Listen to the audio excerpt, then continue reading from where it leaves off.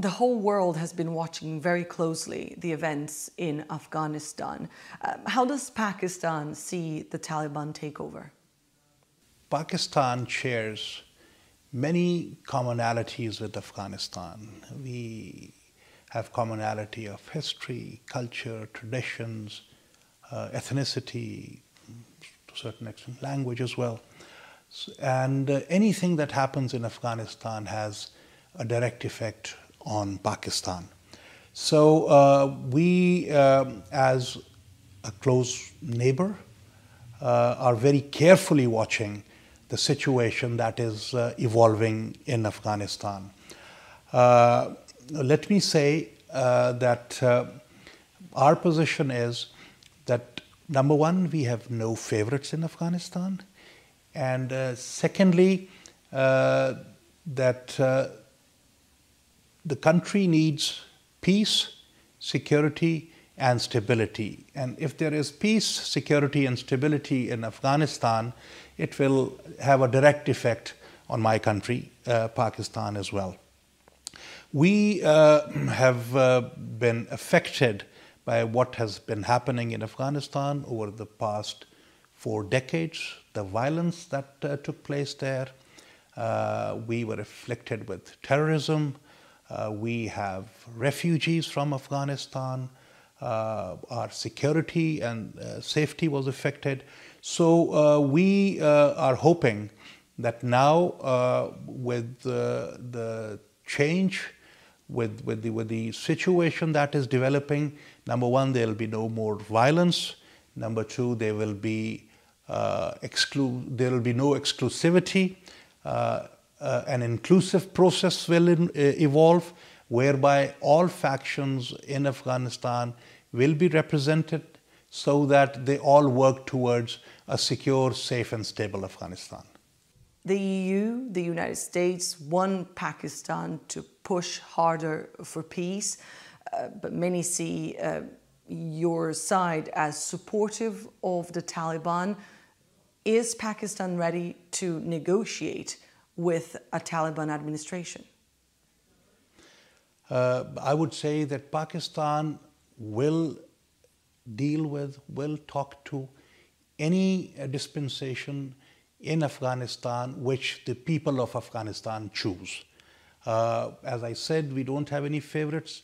It is for the Afghans to choose their destiny and to work together to end violence, the vicious cycle of violence that has engulfed their country for a very, very long time.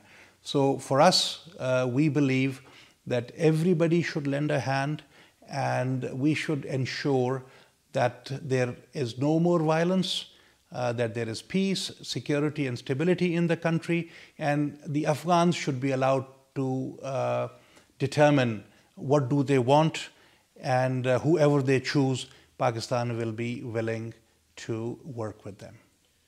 The dramatic footage we have seen of thousands of Afghans desperately trying to leave the country by clinging onto planes seem to suggest that not all Afghans want the Taliban to rule them, quite the opposite. Well, I was very saddened to see those horrific scenes at the Kabul airport. That breaks my heart, and I would say that things like that should not happen. As for the Taliban, they have to demonstrate that they are what they are claiming to be. The initial signs, it is early days, but the initial signs coming out of Afghanistan are positive. There was a lot of apprehension that there would be violence, there would be revenge and things like that. But blissfully, there has been very little violence, and there has not been any revenge. I've heard that amnesty has been declared in Afghanistan, and people have been urged, including women, to go back to work, to go back to their offices and where they were working. So initial signs are good. But again, I would say that in Afghanistan, there should be an inclusive process, and there should be whereby everybody works to bring peace and stability to the country. And that is the most important thing. So let us hope that we will not have a repeat of things that happened in the past over the decades, and that there will be a new beginning. Many people in Afghanistan hold Pakistan responsible for financing and even arming the Taliban. What is your response to that? Well, first of all, let me say that we would like to preserve the gains of the past 2 decades, the socio-economic and political gains, including women's rights and girls' rights. So for us, that is extremely important. We are ready to work with the international community, and we also do not want any more violence, because violence will lead to more refugees, drugs, and will have an effect on regional stability. Now, this notion that Pakistan is financing the Taliban and Pakistan is supporting the Taliban, it is a misnomer. As I said, we don't have any favorites in Afghanistan. Taliban are their own, and we absolutely do not support the Taliban or finance them. What kind of impact will the Taliban's rule over Afghanistan have in the region? Well, let us see how things pan out. But for us, the important thing is inclusivity, and it should be for the Afghan people to decide what kind of a system do they want, and what kind of a country do they want. For us, peace, safety and security of Afghanistan is of prime importance, and let the people of Afghanistan decide what kind of a future do they want. Right now, Afghans don't seem to be able to decide for themselves. What is Pakistan doing, and what can Pakistan do to help them and to help resolve this situation? Well, we are urging all sides to talk to each other. Currently, as we speak, we have a delegation of Afghan politicians, non-Taliban, who have been on the Afghan political scene for some time. This delegation is led by Mr. Yunus Qanuni. He is a very well-known political figure. The delegation also includes former Foreign Minister, Mr. Salahuddin Rabbani, Mr. Ahmad Zia Masood, Mr. Ahmad Wali Masood. These are the brothers of Ahmad Shah Masood. We have Ustad Muhakkak and others in the delegation who are in Islamabad at the moment. We are talking to them, and we, as I said, we want an inclusive setup in Afghanistan, and we will support any process that is representative of the people and that includes everybody, because Afghanistan doesn't deserve any more warfare. Afghanistan doesn't deserve any more violence. The people need safety and security, and the people need development. Afghanistan is also very important. Peace in Afghanistan is also very important for regional connectivity and development, because Afghanistan is situated at the confluence of Central Asia, South Asia and West Asia. And for any development, any regional connectivity, it is at the center.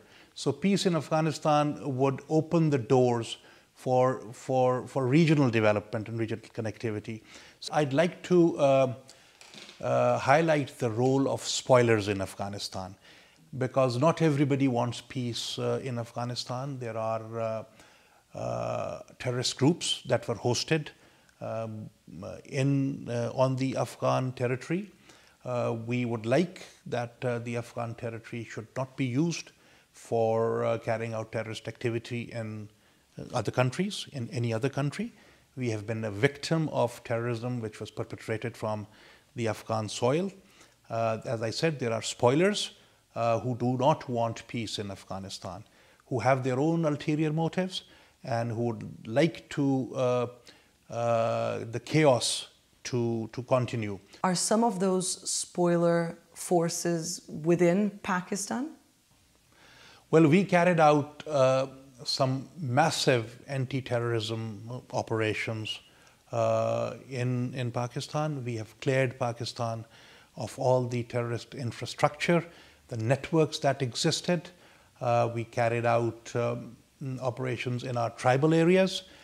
We are a country which was afflicted very heavily by terrorism. We lost 80,000 of our citizens, men, women, children, soldiers, law enforcement people, police, to terrorism.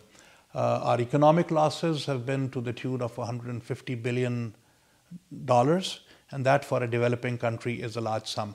But fortunately, our brave soldiers who went in and who have cleared any remnants of these terrorist organizations that existed on our territory. Some of them were destroyed and some went across the border into Afghanistan. They were given refuge by the previous regime that has fled Kabul the other day.